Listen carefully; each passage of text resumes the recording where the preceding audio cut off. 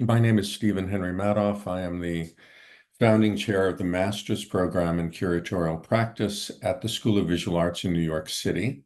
And each week, I host the Curatorial Roundtable, which invites distinguished directors and curators to speak about their practice.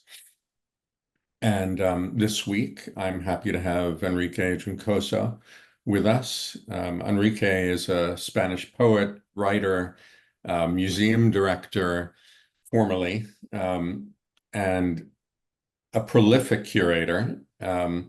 He was the director of the Irish Museum of Modern Art in Dublin between 2003 and 2012. He was the deputy director of the Reina Sofia in Madrid and IVAM in Valencia. He's published, how many books is it? 9 collections of poems at this point? Yes. And 2 collections of stories, novels, a novelist. Like a novel will appear next year, the first one. Yes. And he has curated over 80 exhibitions in museums all over the world. Yesterday, when we were preparing for today's talk, Enrique was talking about all the shows that he's preparing now, which is breathtaking. It's a lot of shows. And so today, Enrique will just talk about 2 or 3 exhibitions he's done. And I know he wants to begin by talking about the journey to becoming a curator. So the way this will work today is that Enrique will speak for about 50 minutes. Then at the bottom of your screen, you see the Q&A link. You can click on that, type any question or comment you have for Enrique. And that's it. So we've been practicing the challenge, the technology challenge here. Hopefully it will work. And Enrique, the floor is yours. Welcome. Okay, thank you very much, Stephen.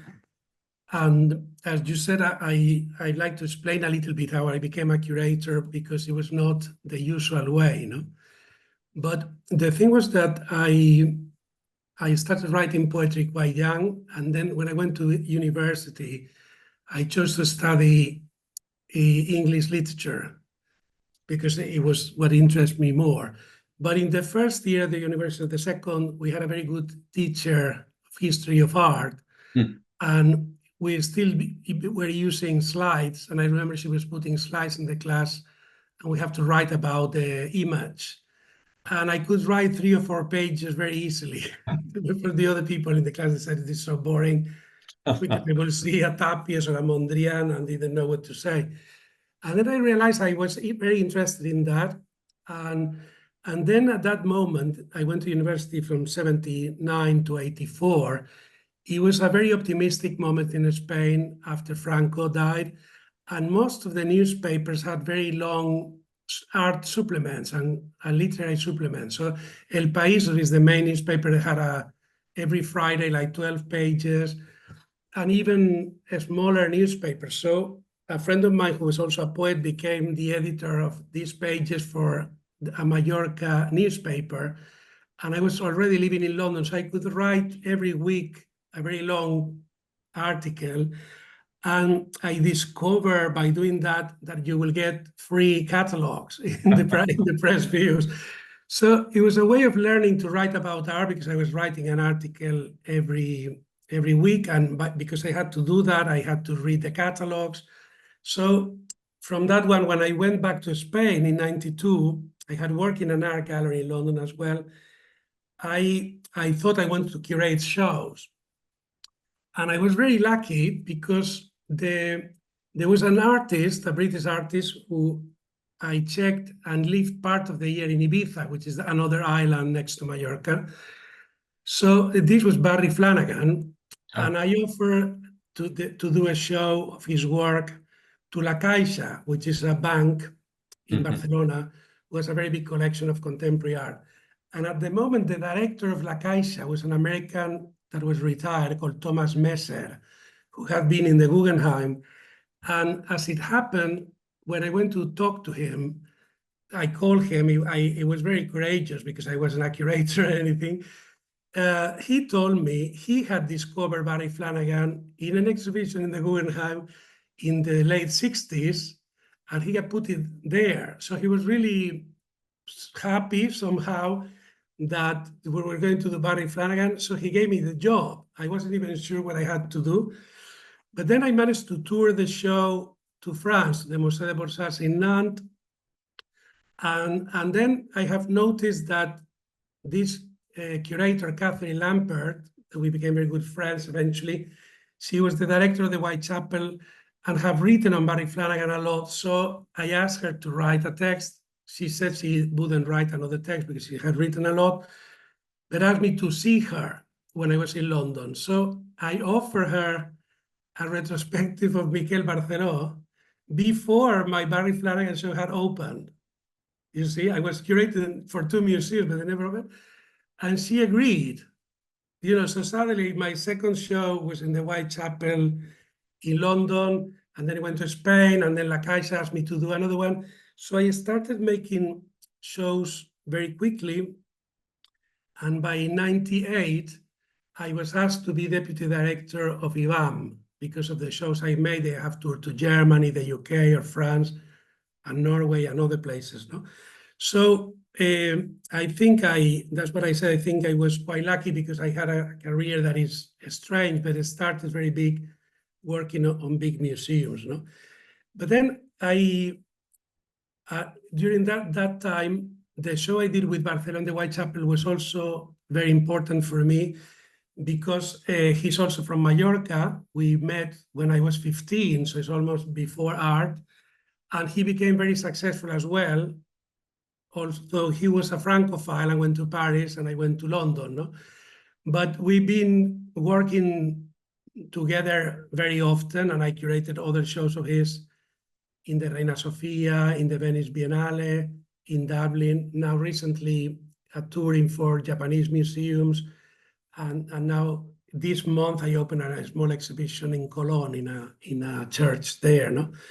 And then the other show that was very important for me is a show that was called New Abstractions in the Reina Sofia in 96, that toured in a smaller version to the Kunsthalle Bielefeld and the Museum of Contemporary Art in Barcelona.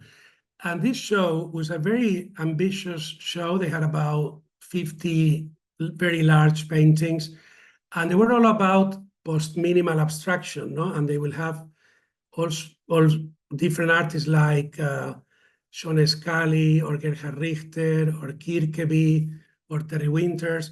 And then I lived in New York for a month in an apartment that Barry Flanagan had in the Chelsea Hotel, and he let me to use it because he was living in Ibiza.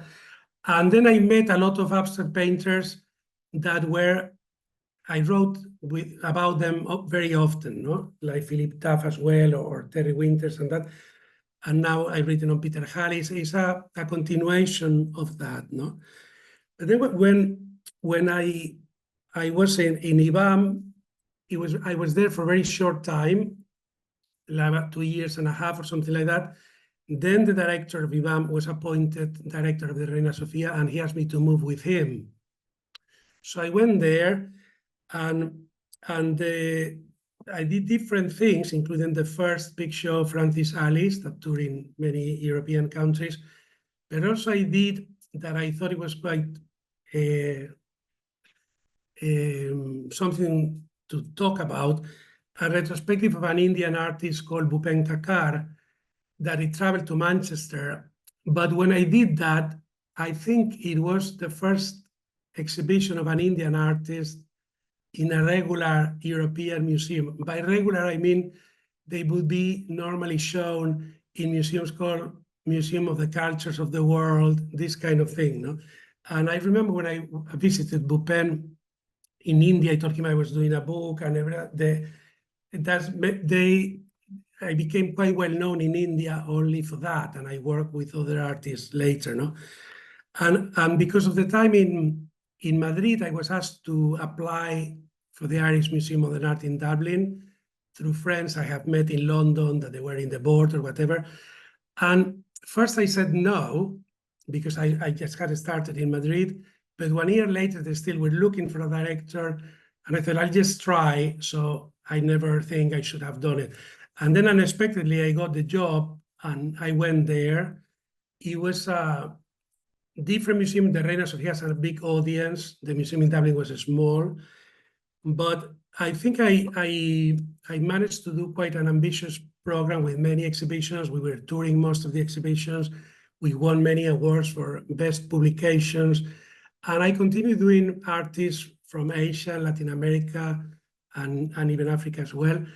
And also there I did a lot of artists of the group of Philippe Parreno and Pierre Huyghe and Jorge Pardo and this group. So that was, at that moment, they were quite, they have a big recognition. No?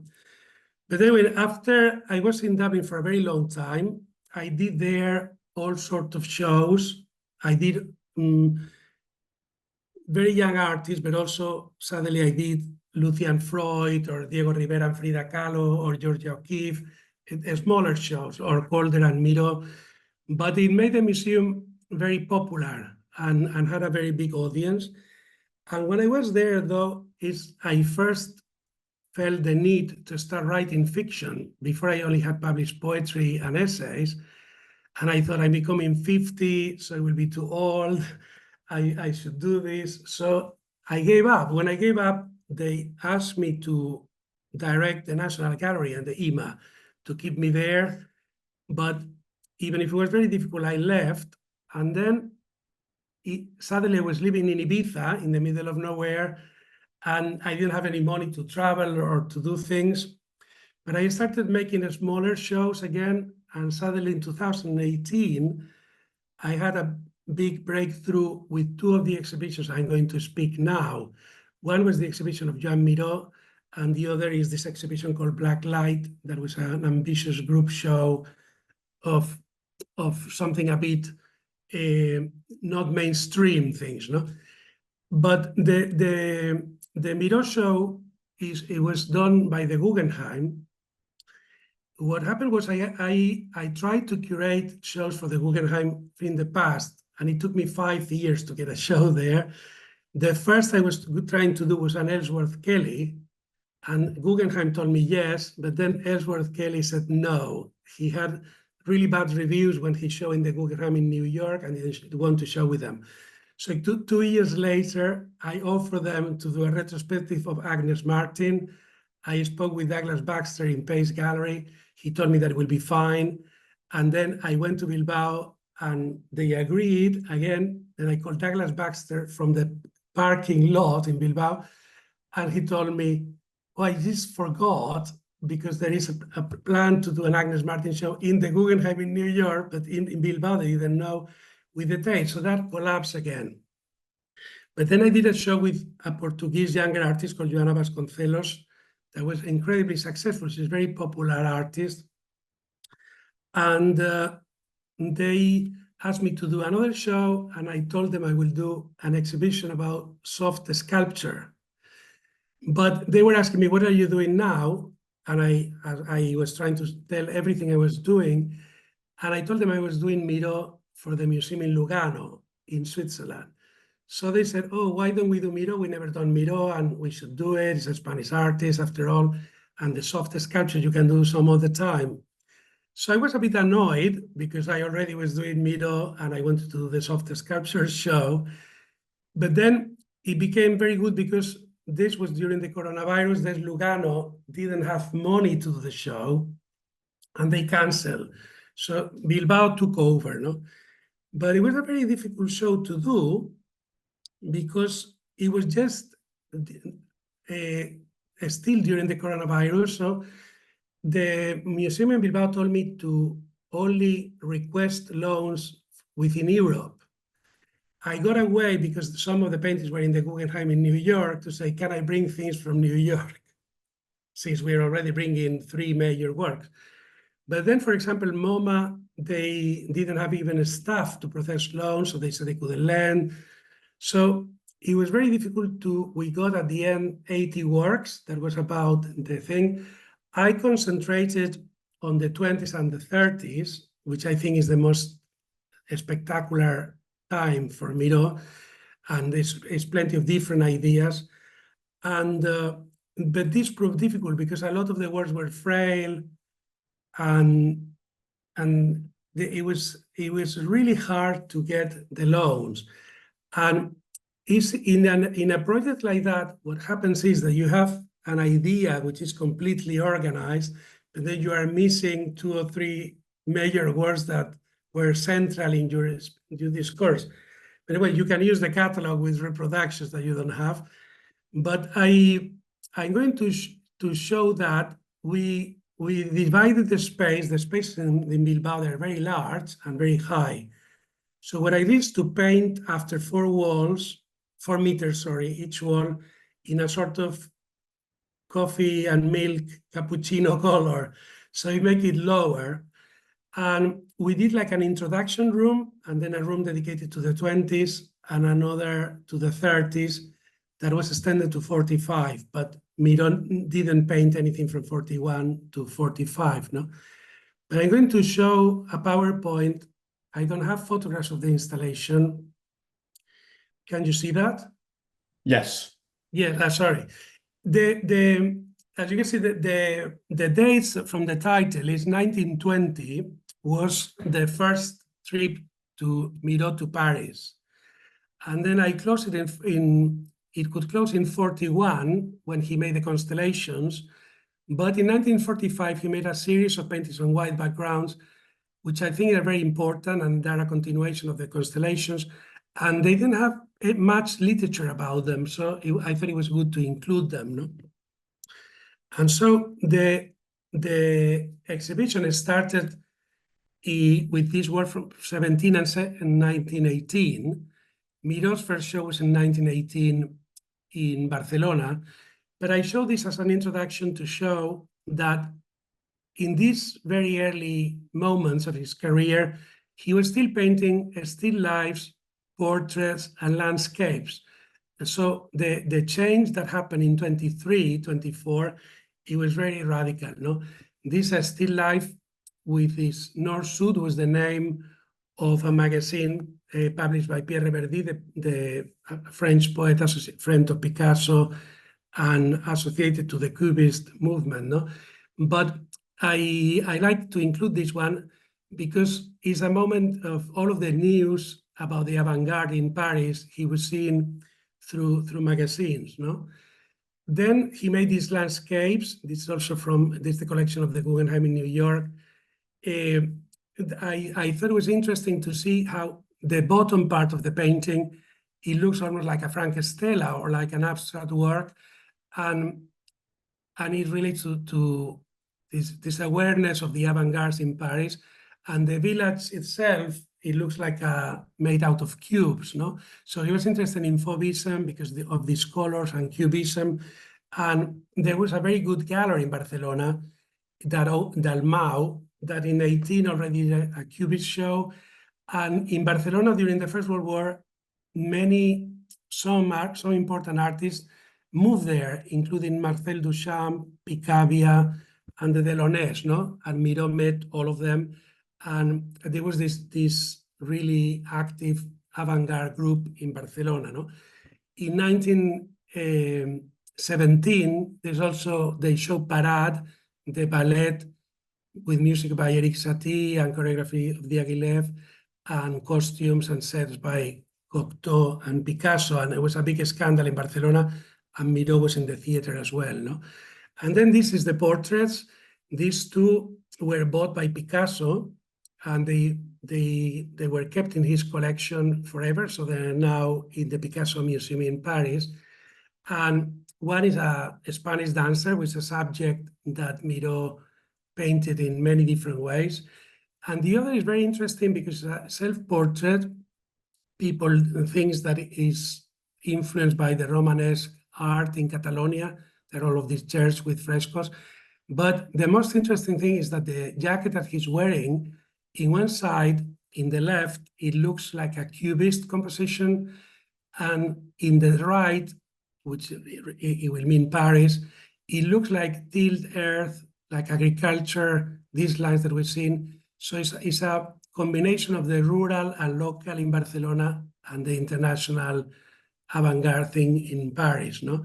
So it was like a self-portrait in which he realized these two big influence in his work and his personality. The Ariadne Instant is also a project for a magazine. It's quite a large work, even if it was for a very small magazine, but it was, again, an issue dedicated to Paris and Barcelona. There was this big connection, not only Picasso and Miró, but in this issue, they translated Apollinaire in Catalan, for example. And so I was trying to show the milieu where Miró was coming from. And the other painting is called Interior the Farmer. It's an interesting one. It's from 22-23. It was a painting that had been in the collection of Marcel Duchamp, like the others were in the collection of Picasso. And it's still a figurative work. Like you can see the woman farmer with a bucket or a rabbit or the cat and all of this. Miró actually painted the woman from a puppet and or a doll, and he was doing that at the time so they seem more strange. And what is interesting in the painting is like the feet are on the ground, they're very big, so it's like the fantastic was coming out of the earth somehow, no? But anyway, in 23-24, Miró painted three major works. One is in the Reina Sofia, one is in the Guggenheim in New York, and the other is in MoMA in New York. It's called the Catalan Hunter and the Tilled Earth and Pastoral, which Jacques Dupin, who is a poet, a French poet, a friend of Miró, and he wrote the most important book about him. He called them the Great Mutation, no? And describes how he suddenly went from these figurative elements to a language of science. We couldn't get any of the three paintings in the show, is what I was saying, how difficult it is. But anyway, this is what came afterwards in 1924. The one in the left is a drawing and a collage. The one in the right is called The Gentleman, or The Gentleman, and it was in the collection of André Breton. Now it's in the Kunstmuseum in Basel. And you see suddenly Miró was making these very radical paintings with kind of expressive backgrounds and then different figures that are very schematic, no? For example, here you see this man is almost like two triangles. You see the mustache and the eye. Then he seems to have a penis going backwards, then the feet with several hairs, and then the word yes, and then this idea of the clock with the line of dots up to the 12, no? But he was very interested in Dadaism as well, and he was friends with Tristan Tzara, and also with the theater of Alfred Jarry, which is based in the grotesque. And so this is something that will appear in Miró's work, no? Here, he did a few very pale white paintings in 24. This particular one belonged to Michel Leiris. Now it's in the collection of Miquel Barceló, the Spanish artist. And it's very difficult to see. I don't know how well you see, but there were some insects, like two bees flying around a flower. And all of this was the first room of the exhibition. No? The other is like a series he did that called Head of Smokers. So you basically only see the smoke and an open mouth. And this is also from the 24. 24, by the way, is the year of the publication of the Surrealist Manifesto. And when then Miró had made some of them before the Manifesto and meeting Breton. No? This is again from a series called Catalan Peasants. It's in the Thyssen in Madrid. And you see like the pipe that he's smoking, this red thing, the body is just a line and the arms is this circular line, is the barretina, which is a typical hat the Catalan peasants used at the time. And then you see like the scrotum at the bottom of the painting, no? This is another of the smoke ones. But you see like how schematic or radical these paintings are, no? And I found that they were quite challenging and difficult to write. I mean, you can describe the kind of actions that he does, but then, for example, the one in the left here is called the lion, and I don't know if you can see it well. I think if I can make it a bit bigger, yes. You see these scratches at the top. They are meant like made by the paws of the lion, no, with its nails, and the black circular shape will be the mane, and then the body, the tail is this very long thing with a black dot at the end. But they're kind of difficult to see. Or the other one, he titled a lot of words painting in the 20s, so they were more ambiguous. But again, you see this man, this head of a man walking with a penis that's urinating, and again this idea of a trajectory with the dot lines, and these dirty stains in the back, like someone, it was like my man being in a cul-de-sac somewhere, no? And these are more paintings. This is the one I wanted to stop because this I found easy to speak about it. I think it is a allegorical painting. It's called the Grasshopper. The grasshopper is this figure in the top right, which is like whitish, and it's like vomiting or expelling a blue line. And Miro had a very well-known painting, which is in the Metropolitan New York, that says, blue is the color of my dreams, written on the painting. He was very interested and friendly with a lot of poets and was interested in the calligrams. And there are a lot of paintings that have letters and text on them. But it's interesting because the grasshopper is jumping from somewhere inland with these two mountains over the sea. You see these flags that suggest like a voyage or a boat, and he's jumping into a planet or the moon that has 3 volcanoes in eruption and a ladder. The ladder is a mystical symbol that Miro used many times as a way of reaching a high level of conscience. And it's interesting as well because then he signed his name.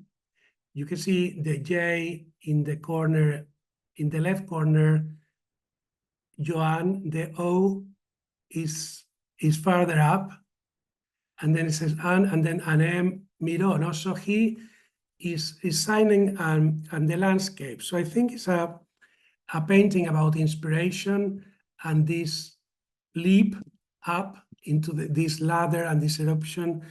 And somehow I think it made me think of one of my favorite poems by Wallace Stevens that is called Ideas of Order in Key West, in which the person who speaks in the poem describes a woman singing in front of the sea and how he feels that she becomes the song and becomes the sea. No? And this idea, which is, again, I think is what this painting is about, is very typical of modernist poetry, no? And you can see also in other works, even I think, for example, in Lezama Lima was a major Cuban poet of the 20th century. But then these were more paintings from the 20s. There's relation to the circus, there's a lot of birds, and he creates this mythopoetical language based on reality. Miro never said his work was abstract, no? And these are more of those. This from the Tay. The other one, the blue one, it's called Woman with a Red Hat.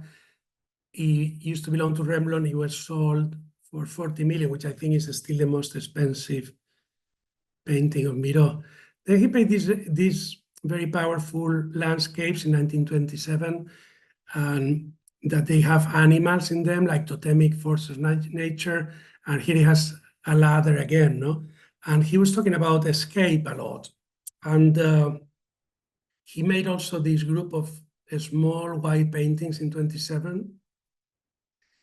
And this is another of the landscapes, in this case with a hare. And then also in the late 29, he made a series of versions of all master paintings. This is a version of a painting by Raphael. No? These some drawings from the 30s, and this again. And in the 30s, he anticipating somehow the Spanish War and the Second War. The war became more dramatic and aggressive and more related to the grotesque and less lyrical as the others. They're more animated with deformed figures. And you can see here, I think they're more expressionistic than before. This is a group of works he made in the 30s on Masonite. It's already the year of the beginning of the war, and it's probably the most abstract works he's made. But a lot of these figures, he will say they were insects or birds or characters. This is the same series. This is another series he did of Celotex. He was very experimental with materials. This is another of the expressionist paintings. This is in Albertina in Vienna. This is from the Tate. It's one of the paintings I said that have poem, he called them poem paintings. And these are from late 39. He was staying in France, in Varengeville-sur-Mer. He had been asked to paint a fresco in the room of an American architect that was a friend of his, Paul Nelson. And he was there working on that. And then the invasion of Paris by the Nazis took place, and his wife and his daughters, they managed to escape into Spain, where Franco was in power, but they moved to Mallorca, where he was very quiet and relaxed, and he lived in a kind of interior exile in the 1970s. No? And this is like a painting that he finished in the 60s, but it relates to Madame Boubou, which is one of the characters of Alfred Jarry, so I thought it was good to put it in the show. He had started in 39, and he's only made these drawings on top of the white materic background. No? And then we reached to the constellations. No? In the show, I would really have liked to have 3 works by Miró that I use in the catalog, but we don't see them in the PowerPoint. One is the self-portrait in MoMA, which is a smallest work, in which he's a portrait of his made in pencil, and he's transparent because of that. And there's a lot of suns and flying fires in stars and the look of stars and fire. And then there is a second portrait, which is in Detroit from 1 year later. And it's black background with these big suns with flames.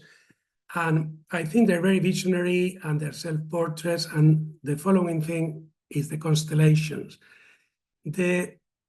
Miró has said in interviews that this time he was sitting without eating for days, watching the wall of his studio. And he was doing that and breathing with this kind of thing, till eventually, because of the hunger and the position and the breathing, he was seeing all of these figures coming from the cracks in the wall. No? So I think this is really a mystical experience, even if it's described in his own words like that. And I titled the work, the other show that is related to this, The Black Light is a concept in the mystical side of Islam, in Sufism. And it says that the students of Sufism managed to, through different techniques, to see colors inside their mind. So I think it describes a similar experience to what Miró describes. No? But anyway, after this, he made 30 about them. He finished them in Mallorca when he was hiding. And after that, he didn't paint for 4 years. He made quite a lot of drawings. These are drawings from the 40s, which I think they're very great. They're autonomous drawings because most of his drawings before were studies for paintings. These are beautiful watercolor from this time. And then is the last paintings I finished with from 45, they're quite large, white backgrounds. And Miró said the white was the color of the night as well, no? Which is the idea that there is light in night. So the exhibition finished with this in a big wall.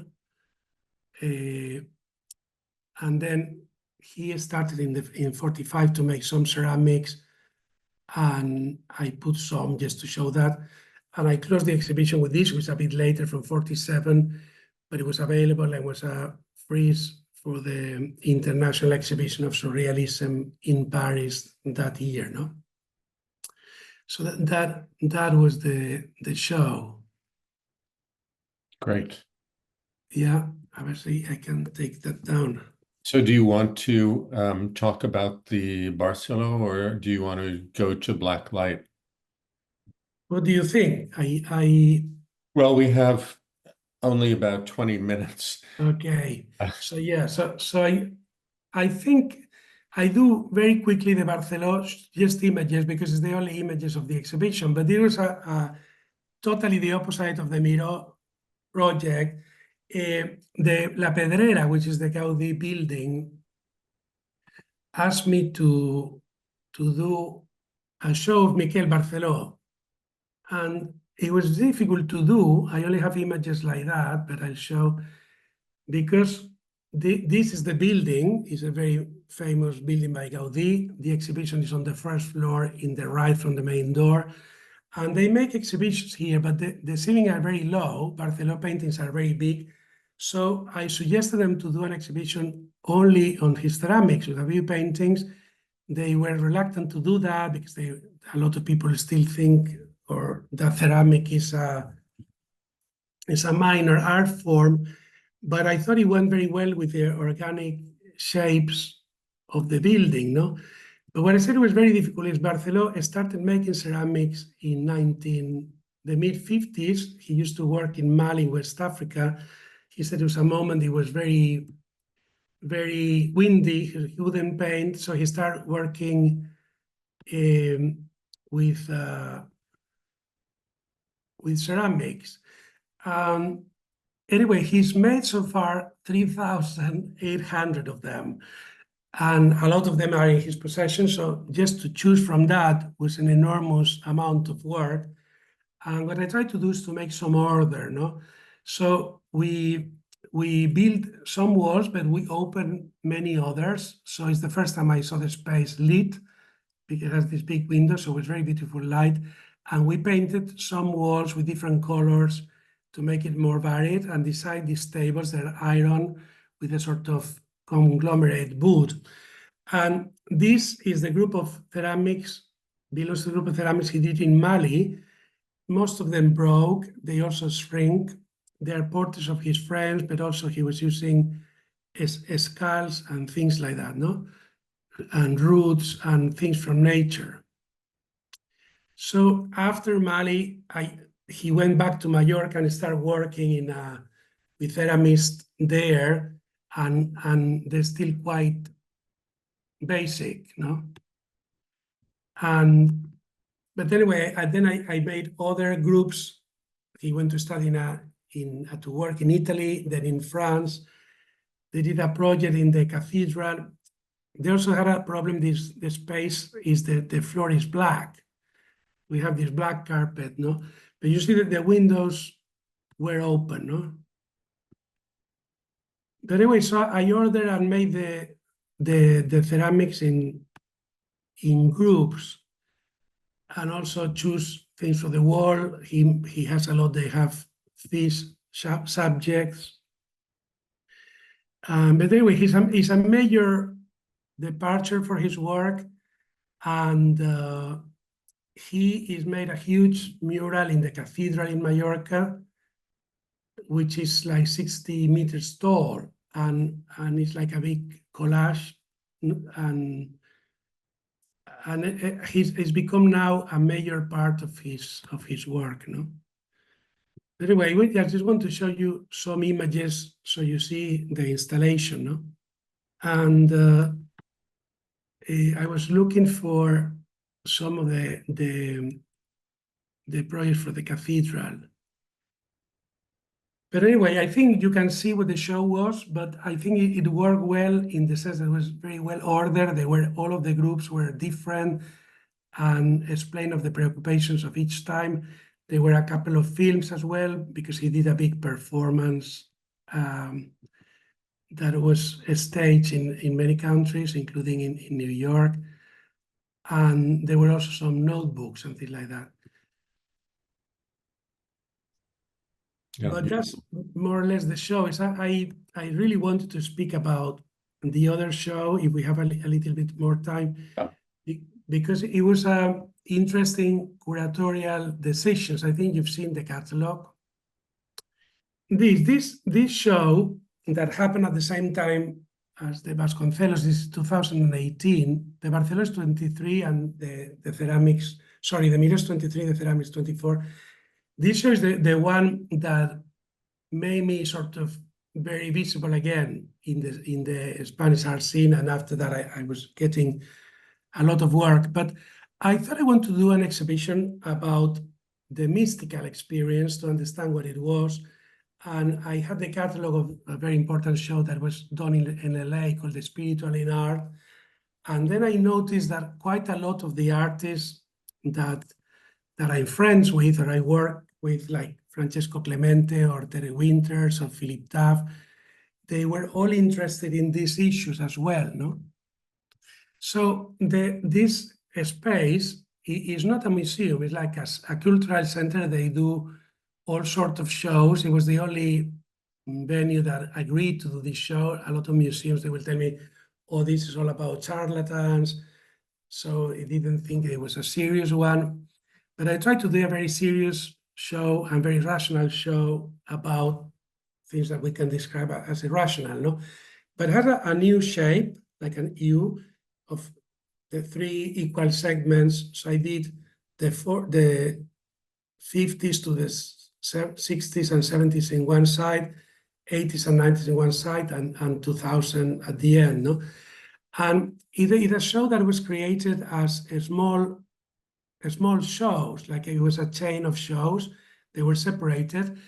And instead of making very easy to understand, we made an incredibly complicated labyrinth. Not a single space was a square. They were in diagonals and angles. We put a lot of films in the show. It was quite dark. And then we put mirrors as well. So it was very difficult to find your way in the exhibition. You always thought that you missed something. And for example, the films, there were so many films in the show that it probably will take several days to see them all. So my idea was to play with this idea of the secrets and the initiated and this idea of there is some content that you cannot grasp because you are not initiated or you don't know how.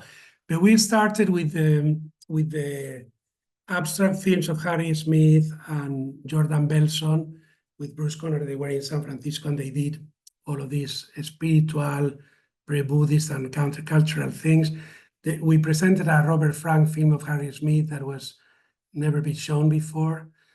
And then there were some artists from the School of New York. They were very difficult to get.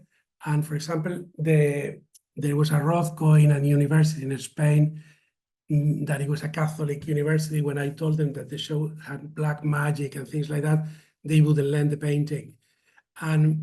But anyway, then I had Agnes Martin and Barney Newman and Reinhardt and Rothko because they talk about spiritual questions, even if the people who support them, they said it was rubbish, no? But anyway, after that, I had an artist like Forrest Best, that's a clear mystic. Then from Europe, I had Henri Michaud, which is a poet and a painter. René Daumal is a writer who did this fantastic book called The Analogous Mountain, which is about an expedition by boat to a mountain that doesn't exist to find some transparent balls that could be seen by people that wanted to see them. But anyway, René Daumal was this small group. He died with an overdose of drugs. And no, sorry, not René Daumal, a friend of René Daumal did that.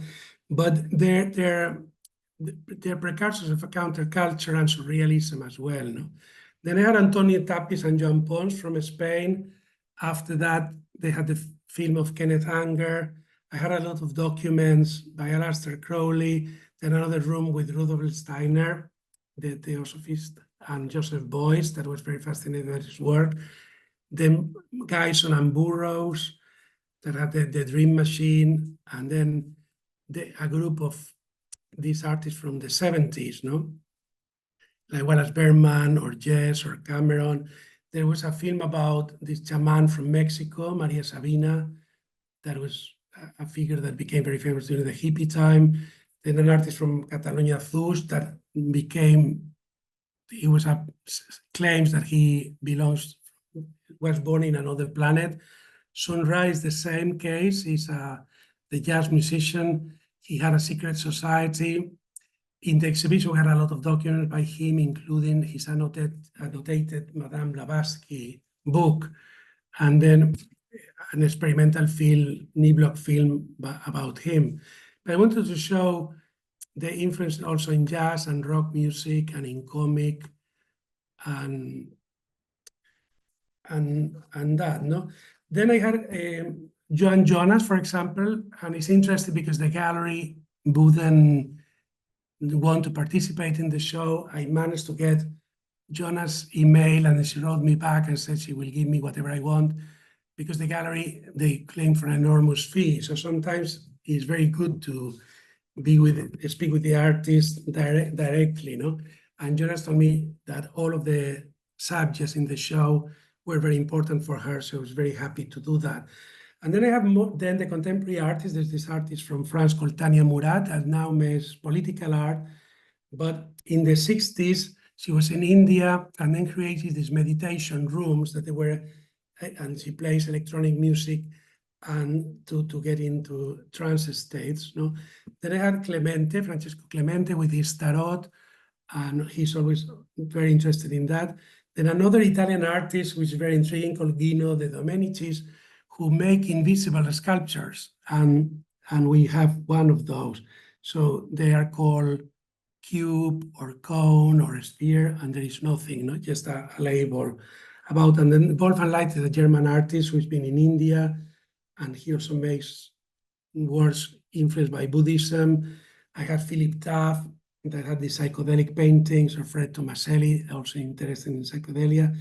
From Terry Winters, I had a painting of knots, and the knots were an emblem of the secret without them. No, he uses a lot of mathematical images. And then there was a section dedicated to Genesis Porridge and Psychic TV with a lot of videos, to the filmmaker Derek Jarman. He did a film about some sect in the Soviet Union doing rituals. Alejandro Jodorowsky, which also one of his films, he also is important with comics. And Grant Morrison, that had the book of Jung, the Red Book, and then quite a few contemporary artists. No? The show was taken very well. I have to write a lot. The essay in the catalog is very long. You've probably seen that. And there was a lot of information in the walls, but I think it worked very well at the end and was very successful. The catalog sold out within the first week or first 2 weeks. But I have to do an enormous amount of research. They were not really issues that had been interested me before, like magic or what things did.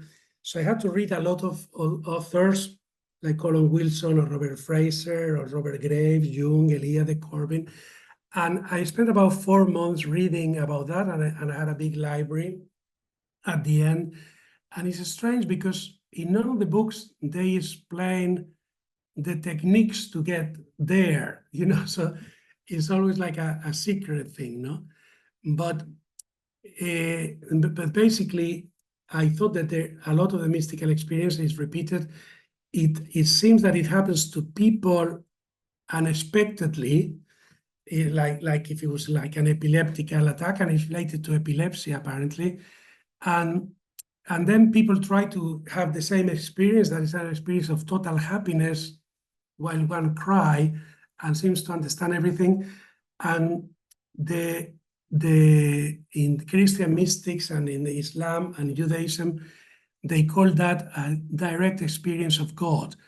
But after that, they were not only religious, but they were the black magic and different ideas of the power of the mind. So there are all sorts of things mixed together there.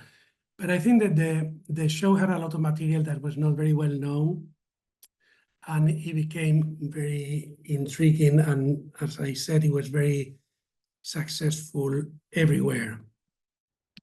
I'm sorry, it went very fast. That's okay. Yeah. Are there any images that you wanted to show or not?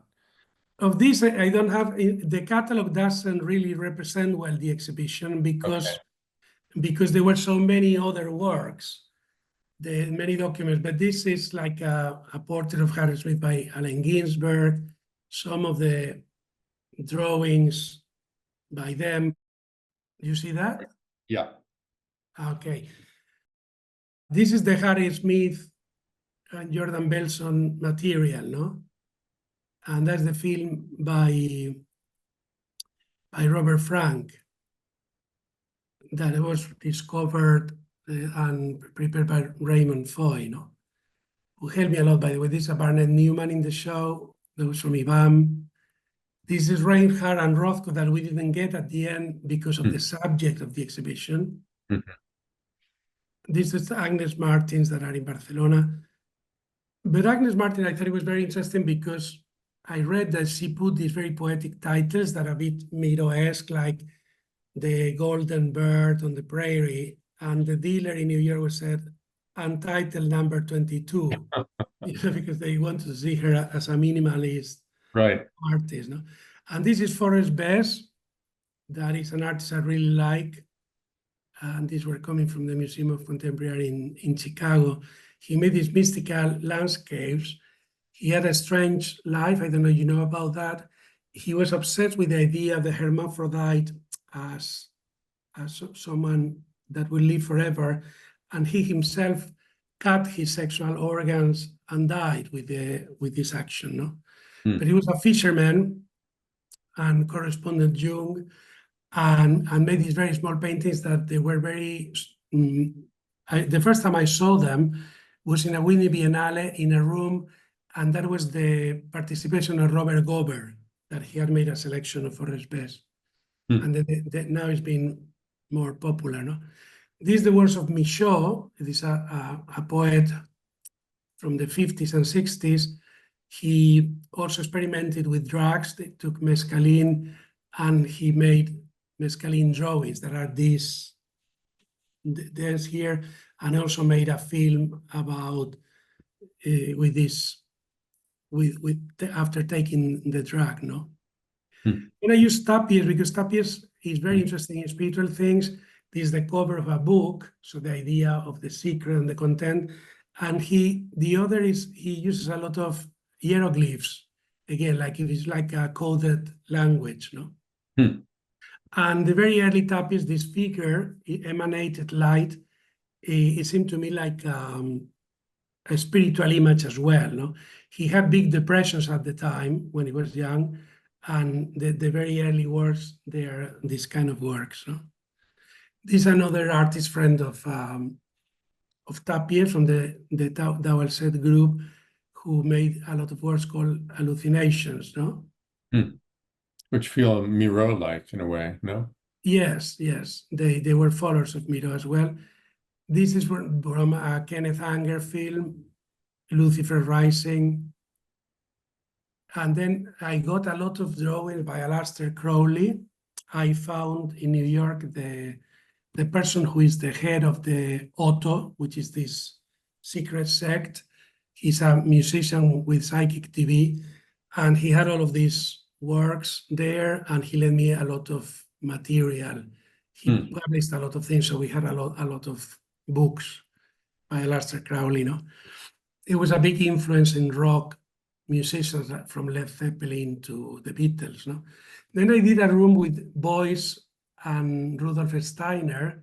Steiner made these diagrams to explain spiritual things, and he created this city very close to Basel in Switzerland, and Beuys was obsessed with him, and he also used these blackboards in imitation of Steiner work. Right. You see, the black one is a Beuys one. Yeah.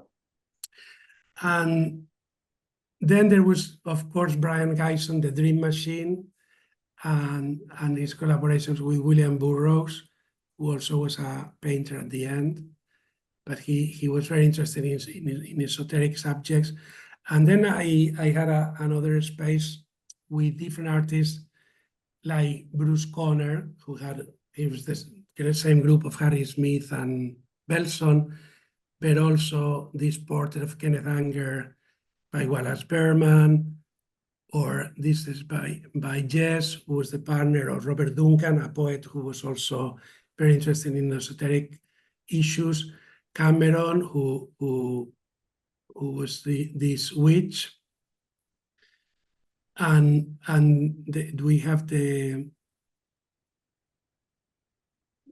chart map of Wallace Berman. No, Wallace Berman was a scientist, but then he started experimenting with LSD, and eventually his house went on fire and he died, and there were all of these theories that the CIA have provoked the fire and things like that. But with Maria Sabina is this shaman from Mexico, and there was this person, Robert Gordon Watson, went, and he was interested in mushrooms, and went to see her, and then a lot of pop stars went, and she became a very major figure of the 60s, no? And then the other is Thu, she's this artist from Barcelona that belongs to another planet. These works, they have fluorescent paint and black light, so you have to see them in the dark with this light, and then they become luminous, no? And this is Sun Ra, the musician, as I said, that he said he was born in Saturn, Right. and have this secret society. They are quite amazing because this music is mostly noise, but there were a lot of musicians coming into stage and with very strange costumes. And he was the first Black jazz artist that created his own company. So it's important as well for that. So this cover of records, there is a gallery in Chicago who bought the whole archive, and there were a lot of documents in the show. Then is the film that John Jonas gave me for the show, some images. In the right is this French artist I mentioned, Tania Murat, the meditation room. This happened with a concert of Lamonte Young, Terry Riley. Oh, okay. That went to play inside the space. And this is one of the invisible worlds of the humanities, but it has real, here is only the man is invisible, but some others there is nothing at all. Here is still was the hat and the two shoes, no? This is the Tarot by Clemente. This is the painting by Knots by Terry Winters. And the other is a painting by Philip Taft with the triangle that was mixing a Japanese technique with Islamic ornaments. And then there's these paintings by Tomaselli that they are made with drugs, actual drugs. These dots that you see, there will be different pills. Right. And then there is a varnish on top. Yep. So it holds them there. And these are the works by Wolfgang Leib. There's the Slather, the Voyage, these pots with pollen of flowers. This Chris Martin and Genesis P. Orridge, which was this singer and also was a transsexual and was interested in the same thing as Forrest Bess. These are videos of Psychic TV, and then the film In the Shadow of the Sun of this Soviet black magic sect in Moscow in 1980. So this is the film by Jodorowsky. We're running a little over now. Okay. And but anyway, so you can see what it was, no, more or less. Yes. So there are a couple of questions. Okay, and let me read them. shall I close this? Yeah, if you'd like. All right, so one is about your novels, and we'll get to that, I think, after. An anonymous person writes, do you think that the reluctance of the galleries to the Black Light Show to facilitate loans reflects the fear of psychiatric illness, undermining the validity of the concepts that the artists were expressing?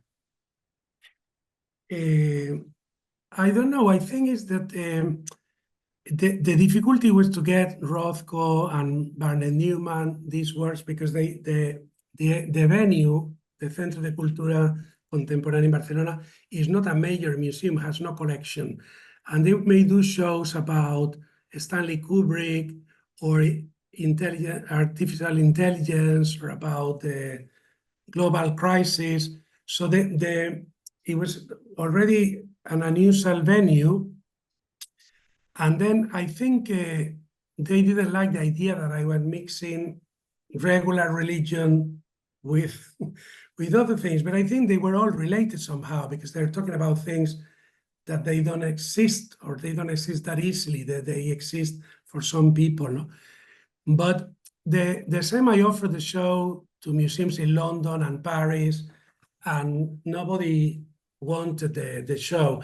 But when it opened, there was a museum in Nantes in France that wanted to take the show, but it was very difficult to assemble the material. Again, there were very difficult loans, like Rudolf Steiner. It was very difficult, or other things. No, so and it was a major effort to try to do that.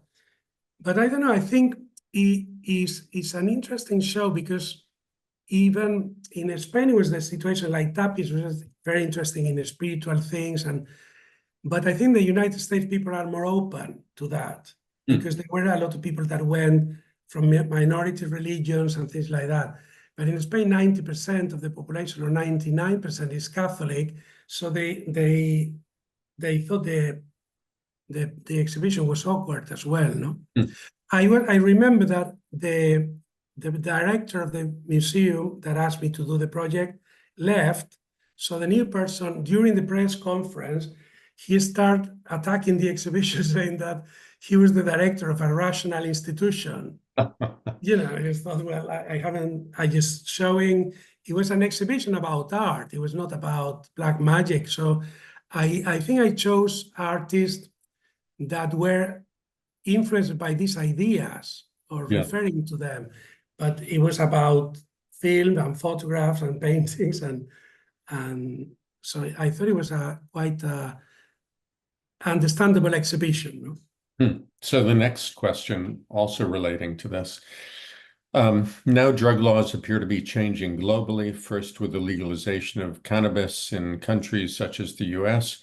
Do you think psychedelicism will be a new trend with manifestos accepted as the new cutting edge? I really don't know. I think the drugs in the 60s, people thought they were fantastic, and then they weren't. No, and a lot of people died, and it was difficult. And then there is all of this problem with the illegal actions and the mafias around that. But I think is part of the culture, no? So, and in many cultures, people were taking other substance to try to understand things and do other things. And I think when the LSD started, people thought they may have medical uses, no? So I really don't know about that. I just wanted to explore this in our works, no? And I think also I read this book. It was by a Spanish professor. It was called Ecstasies Without Faith, that I found during the research. And he described this as hyperia.